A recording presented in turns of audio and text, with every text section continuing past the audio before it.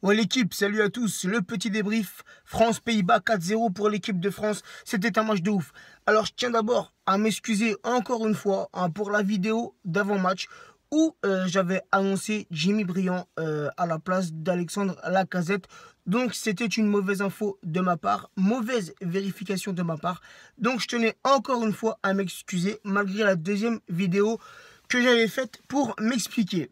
Ensuite, cette vidéo-là que je fais, il est à peine minuit, enfin presque minuit. Le mercato est presque fini, mais vous la verrez sûrement demain, car où je suis en vacances et je capte pas. Voilà, c'est une vraie galère. Pour pouvoir capter en 3G ou en 4G, c'est la galère. Donc, excusez-moi pour le débrief que vous allez voir un peu en retard. Sinon, pour en revenir, j'ai vu un superbe match de l'équipe de France. Ça m'a fait plaisir. Ça faisait longtemps que j'avais pas vu une équipe de France jouer de cette façon.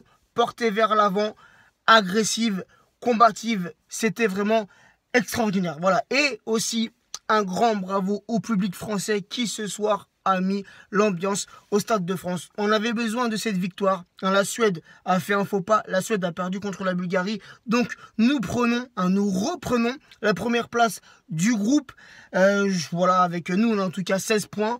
Je crois que la Suède, vu qu'elle a perdu, elle reste à 13 points. Et il me semble, si je ne me trompe pas, c'est la Bulgarie qui passe deuxième. Donc qui pique la place à la Suède. Sinon, le joueur ce soir qui a été extraordinaire, magnifique, c'est N'Golo Kanté, mais aussi Thomas Lemar. Pour moi, Thomas Lemar ce soir c'est l'homme du match. Félicitations à lui, il marque ses 2 premiers buts en équipe de France ce soir, dont son premier but là, avec une reprise de volée, elle est tout simplement magnifique. L'ouverture du score par Griezmann et le 4e but, mon chouchou, le petit Mbappé, le futur prodige du Paris Saint-Germain et de l'équipe de France. Kylian Mbappé qui met son premier but ce soir. Je suis satisfait. Je vais faire une petite parenthèse et revenir sur le mercato parisien, car comme tout le monde le sait, le Paris Saint-Germain est mon club de cœur. Donc je reviens juste vite fait, parce que je n'ai pas encore fait une vidéo pour m'expliquer sur le mercato. Je le fais dans cette vidéo-là, malgré que cette vidéo-là soit sur les débriefs de l'équipe de France. Donc, un grand merci à Nasser, un grand merci à Enrique et aussi à Maxwell pour tout leur travail durant ce mercato. La première des recrues de ce mercato, les gars, c'est les Ultras du côté d'Auteuil. Ça devient tout simplement magnifique, l'ambiance elle est bonne, on s'éclate, donc un grand merci pour cette première recrue. La deuxième recrue qu'on pourrait aussi mettre première, c'est Antero Henrique, les gars. Attention, Henrique a été recruté et regardez par la suite tout le travail qu'il a fait. L'arrivée de Berchiche, l'arrivée d'Alves, qui était déjà une grosse arrivée pour le Paris Saint-Germain, et ensuite la meilleure des arrivées, où presque personne ne voulait y croire, les gars, Neymar. Pour certains, c'est le 3e. Pour certains, le 2e. Pour certains, le premier. Meilleur joueur du monde. Et il est chez nous, les gars. Ça, c'était le plus gros coup du mercato. Et là, il n'est pas encore minuit, donc j'en sais pas plus. Mais à l'heure actuelle, Kylian Mbappé a signé au Paris Saint-Germain, les gars. Et là aussi, beaucoup de gens n'y croyaient pas. Et beaucoup de supporters parisiens étaient partagés sur la vie d'Mbappé. D'autres pour, d'autres contre, malgré son jeune âge. Moi, en tout cas, les gars, je suis satisfait.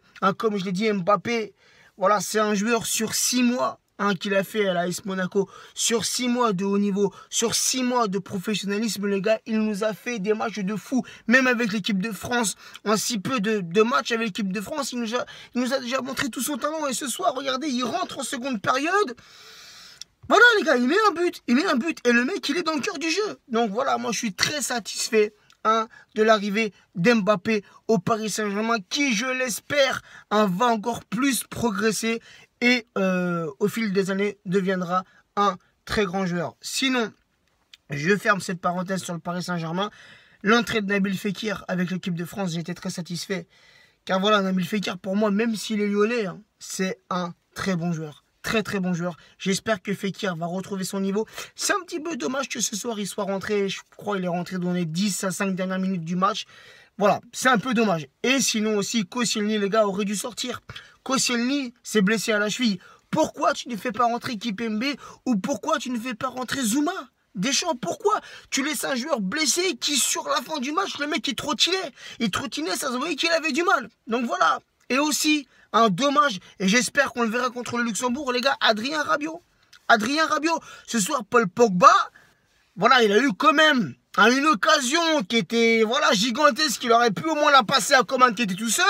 Il a préféré la jouer solo, ça peut se comprendre. Mais heureusement qu'à ce moment du match, on met le score. Voilà, donc... Pour moi, ce soir, Paul Pogba n'était pas trop dans son match. Donc voilà, Deschamps aurait dû le sortir et le remplacer par Adrien Rabiot. Voilà l'équipe. Satisfait. Voilà, satisfait. Il nous reste un match dimanche soir contre le Luxembourg. J'espère une victoire française. Comme ça, 3 points de plus et la qualification pour la Coupe du Monde 2018 sera pratiquement assurée. Sur ce, l'équipe, un grand merci à tous. Et excusez-moi encore la vidéo, comme je l'ai dit en début de vidéo. Vous allez la voir sûrement demain, car là, je n'arriverai pas à la poster ce soir. Merci à tous. Merci de votre fidélité et à très bientôt l'équipe. Ciao, ciao.